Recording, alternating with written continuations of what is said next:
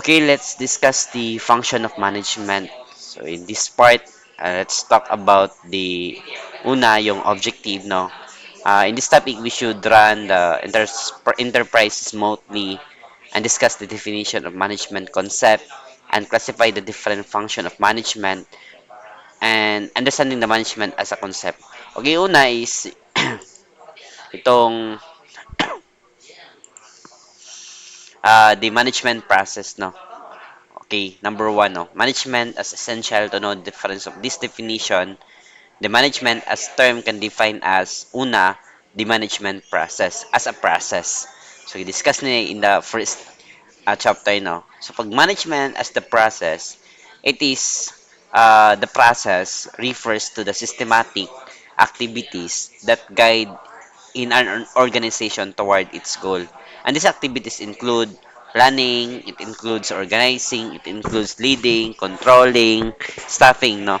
For example, in manufacturing company, the management begins by planning, no, the production targets, organizing the workers, leading the employees, and through supervision and motivation, and controlling quality and cost. Without this structured process, even a company with skilled workers has sufficient resources would struggle to operate efficiently. And that is the process. Now, pag process ka it includes the systematic activities that will guide in the organization toward its goal. Pag management as discipline po, student, that is a field of study. Okay? It's also a field of study grounded in principle, grounded in theories, grounded by best practices. It draws knowledge from economics, psychology, sociology, and statistics to guide the decision making. For example, if you are the manager, applies motivation theories to improve the employee performance or uses financial analysis to control expenses, they are practicing management as discipline. So this is why management taught in universities para to equip the future leaders with scientific and analytical thinking, not just experience. So it means class, yung management, no, if you, no, that is why na nandito po siya, no, tinuturo sa school to guide you, no. Eh nga naman, kayo po ang next future na manager, future leader po, no, ng isang kumpanya. So at least you are guided by not your you are guided by theory, you are guided by principle, no, not by experience lang, no. So dapat emerge yan, no. And that is the management as discipline. Next, management as people. So wait.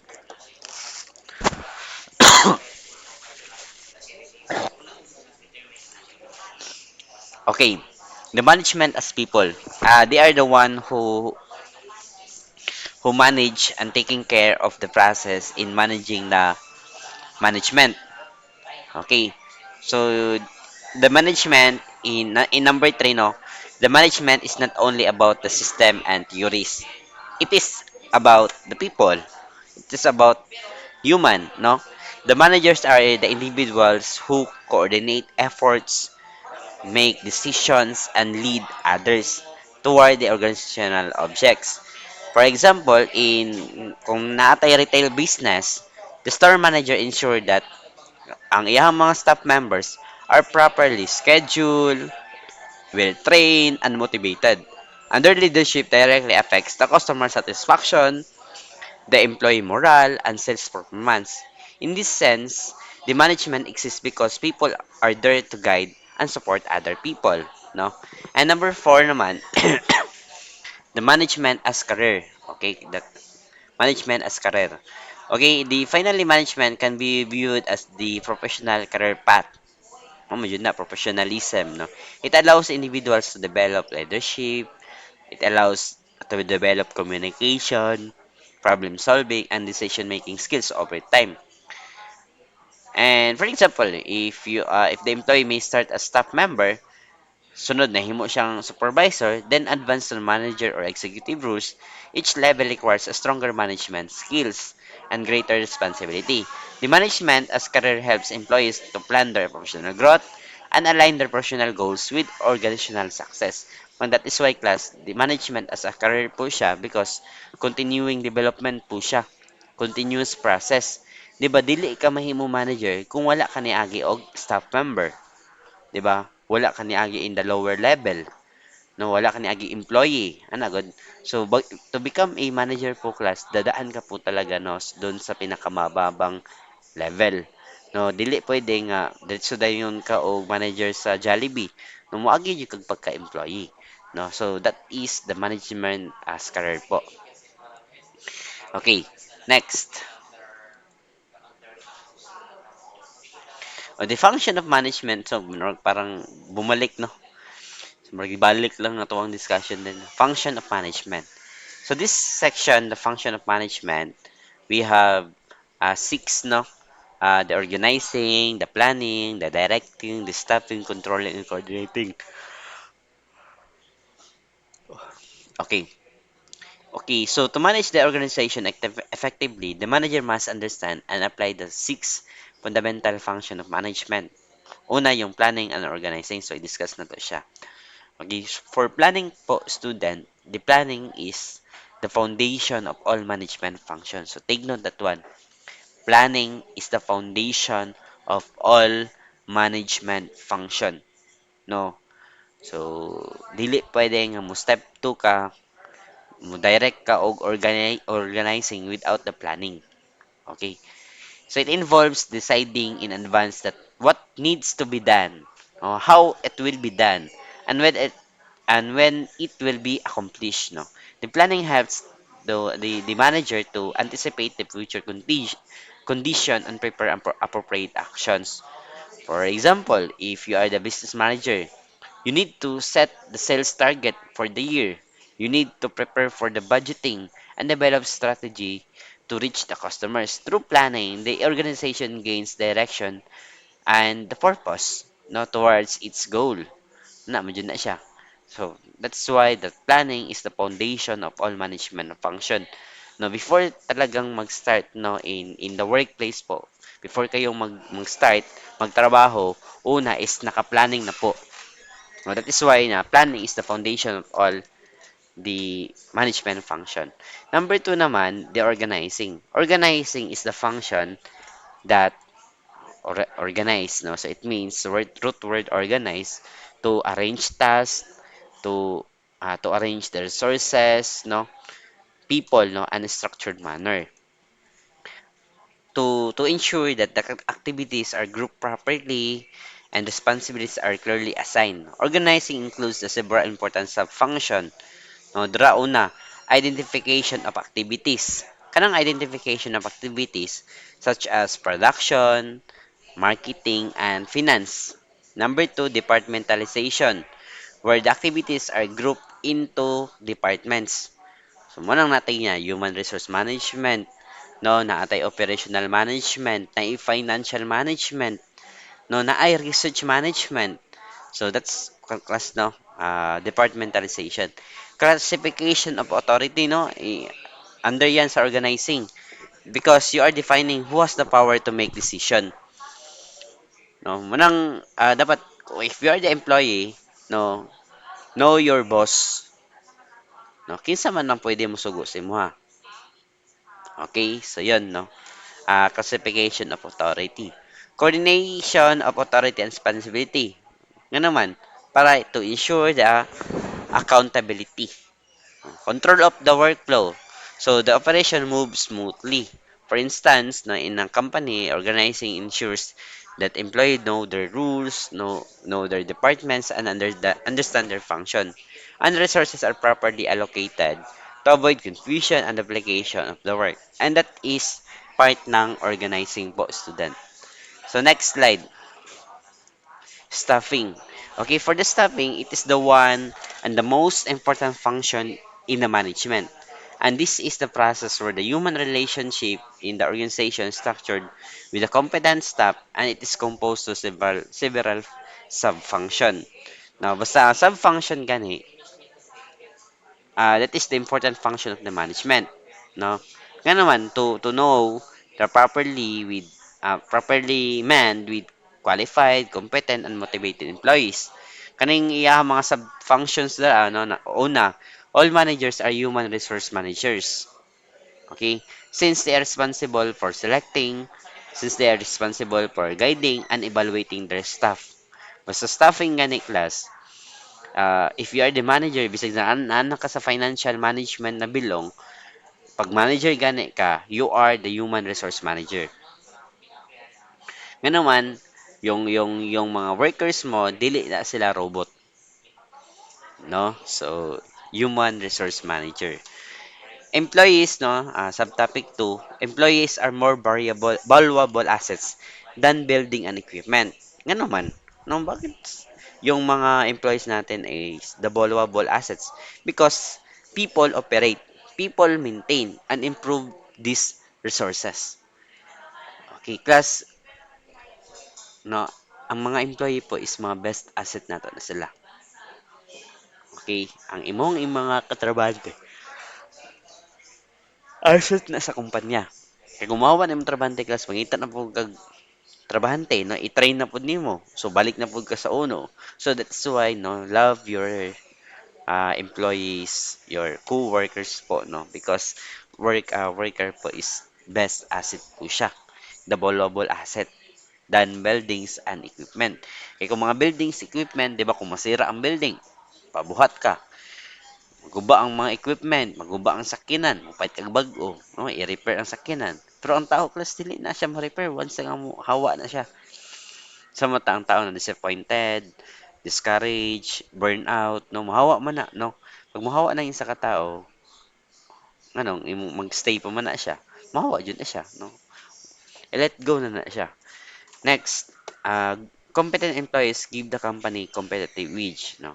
Enabling to perform better than the competitor. So that's why you need to motivate your employees po, no? Or co-worker po. Next naman, effective staffing improves job satisfaction and employee morale to lead the higher productivity. And it ensures the optimum utilization of human resource. Kanang letter E dra, no?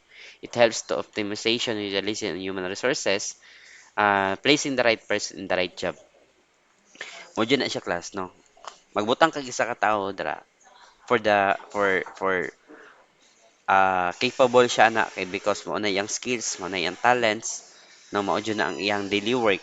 No ayo jud pagbutag tao nga dili jud haon pod sa iya, no? Nga naman, dili mo yun sa atong higher atong productivity. Next naman, staffing support the organizational growth and diversification, especially when expanding into new market of services. For example, a growing company hires skilled professionals to provide proper training and promotes deserving employees. This approach strengthens the performance and the prepares organization for future challenges. So yun lang no for the staffing. Next naman, directing. Directing is the management function that guides, that motivates, and leads employees towards the achievement of organizational goal. It ensures that employees understand what is expected of them, are willing to contribute their best effort. And the directing function includes the following sub-function. So, muna yung sub-function. Una, it gives the direction of the organization, ensuring that activities move toward the planned objectives. And number two, it creates motivated workforce through leadership, communication, and incentives. And it promotes adaptability, enabling employees to respond positively to change and challenges. So for directing class, it's focused on the guiding, na it's focused on the motivates, and it's focused on the leading employees. Muna ang directing. Kay katong stopping manggod ka na yung yung katong staffing is you are kanang properly mannered ang imuhang pagplanning ba, no? Kinsay competent, kinsay ibutang nimo dra, no? Qualified ba, competent ba, no? Motivated employees ba, that is staffing. You're assigning the task ba. And for the directing naman, it's all about on how will you guide, on motivate and lead the employees. Okay, so next, coordinating. For the coordinating po student, uh, is it is the management functions that bring unity and harmony among individual and departmental activities. Its primary goal of coordinating is to ensure that all efforts are directed toward achieving our organizational objective.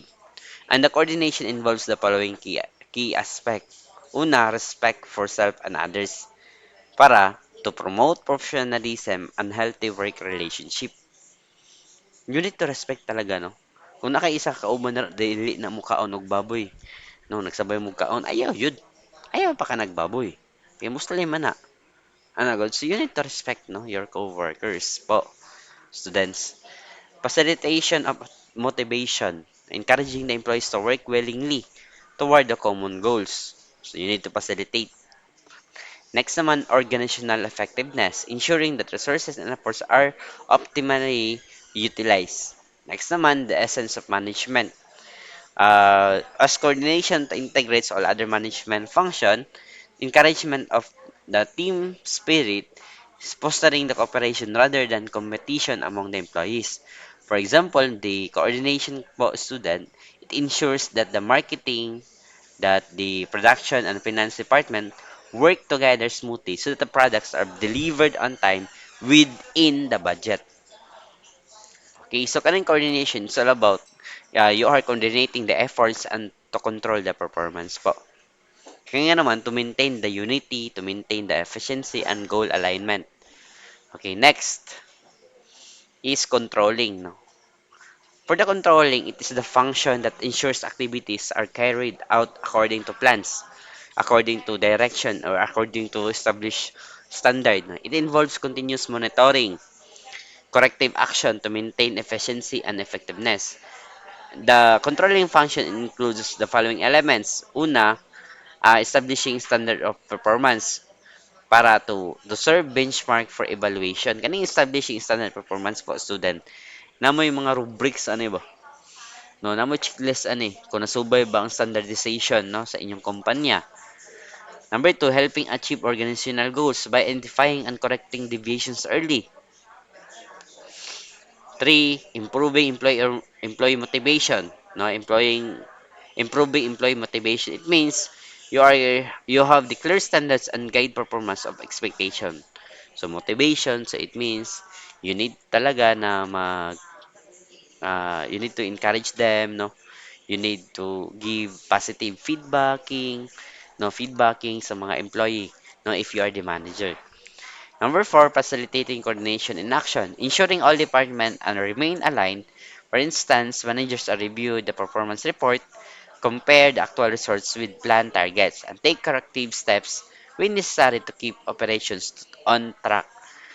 Okay, so in conclusion, the coordination, it ensures unity of effort, while the control po student, it ensures the accuracy and performance. Mao na siya sa controlling. Together, they complete management cycle and help organizations operate smoothly, efficiently, and purposely. Apa day? Apa yun day? Okay, last no, but not the least na atong kuan. In the controlling as function of management, so natay kon rin, no, it ensures the efficient and effective use of organizational resources. No, meron tayong mga topics dito, no, measurement of performance against the predetermined goals. So it means allowing the manager to assess whether activities are progressing as planned. And number two ay the third bidra, no, improvement of employee performance, helping as monitoring feedback that guides corrective actions and professional growth. Okay, and minimization of errors and deviation. Kanang letter C dra, na it helping the organization address the problems early before they become serious issues. Kaning minimizing some errors class. Katong ginaingon ako sa inyo ba nga, if you are the manager class, dapat you are preventive than curative. No, kung kabalo ka nga kani kay some error lang ni siya, gamay ra kayo no, mga kung kanang mga gamay ra kay nga mga error ba. Ayaw siya pasagdi no. Ayaw siya i-tolerate. So you need to track talaga, no? You need to fix, no, sa mga some errors po student para dili ta mahimong curative, no? Kaya basi maabot ang panahon nga ay nag-abuso na, no? Abusive na ang imuhang kuan, no? So for example, in controlling po, no? Example lang, no? Sige ka late. So wala lang, pasagdan lang nimo, no, ang trabahante. So pag magsige ka late gani, so mag black and kasi ka, black and white juga. No, magpa-letter of explanation ba ka, no, mag-explain ba ang imong kuan, istoryahon ba nimo siya, no, to avoid po, no, mga future nga mga issues. So yun lang, no, doon sa function of the management.